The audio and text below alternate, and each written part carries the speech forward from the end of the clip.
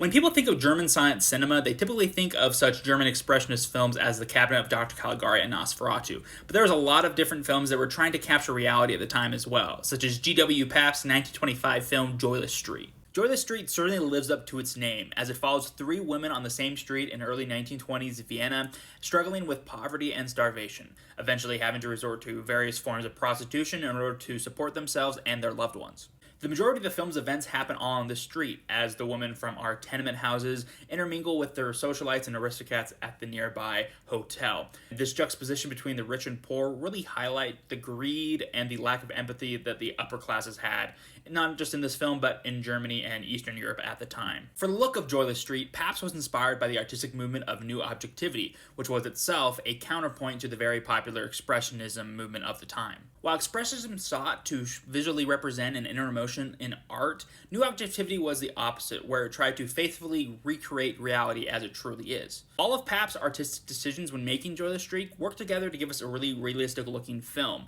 whether that be the dark, eerie shadows and the nighttime scenes to give us a very foreboding feeling, or the opulent set design of the hotel, which really highlights the difference between the have and have-nots. Because of its frank, realistic depiction of prostitution and poverty, Joyless Street was the victim of several cuts in Europe and even more so when it came to the United States. In fact, the most readily available print of the film today here in the United States is a 1-hour cut-down version from the original 3-hour runtime that focuses almost entirely on Greta Garbo's character, with the other two main women almost completely cut out. While this 1-hour cut of the film was partially a result of the censorship issues the film had, it also was most likely a vehicle for the emerging star of Greta Garbo, who shortly after this film was released in Germany was brought over to Hollywood and would star at MGM for the rest of her career. Joyless Street was voted number 93 on Silent Era's Top 100 Silent Movies list, which I'm reviewing each movie on to determine whether or not I think they deserve to be known as one of the top 100 silent movies ever made. Joyless Street is well made and an important point in silent German film history.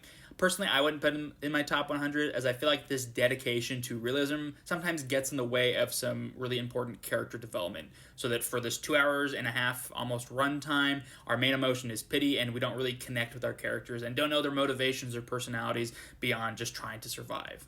If you enjoyed this review, make sure you like this video and subscribe so you don't miss out my next review in this series when I look at a very different German silent film, number 8's The Cabinet of Dr. Caligari.